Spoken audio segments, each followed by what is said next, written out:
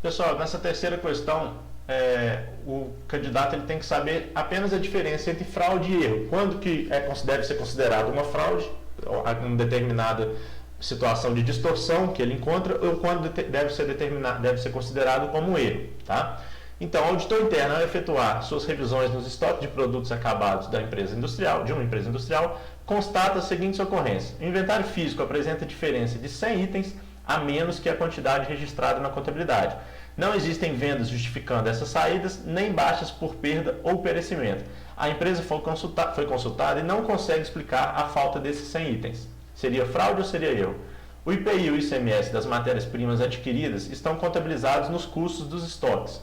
E item 3, a depreciação apropriada aos custos de produtos em processo considerava parte da depreciação dos itens de bens patrimoniais utilizados nos escritórios administrativos da empresa.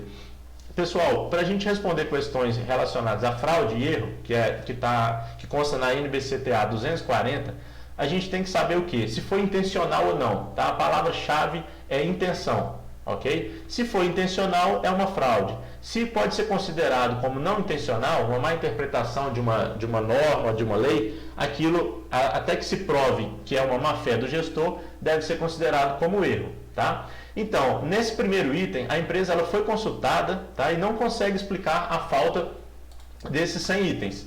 Se fosse erro, se fosse um erro na demonstração contábil, ela teria conseguido explicar isso, tá? Só que ela verificou que esses 100 itens realmente sumiram. Então, isso é uma fraude. Alguém alguém roubou esses 100 itens. Então, o item 1 seria fraude. Deve ser considerado como fraude porque é um ato intencional, tá?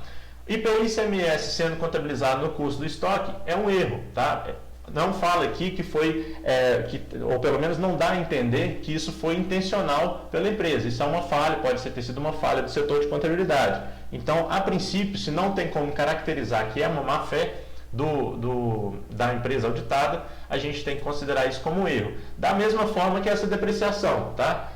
Incluiu a depreciação de itens de bens patrimoniais utilizados nos escritórios administrativos, coisa que não poderia acontecer, contabilizar, né, nos custos dos produtos. Mas também não dá um indicativo de que isso foi má-fé por parte da empresa auditada. Então, até que se prove o contrário, a gente considera isso como um erro. Ok? Então, fraude e erro, resposta é a letra B dessa nossa questão 3.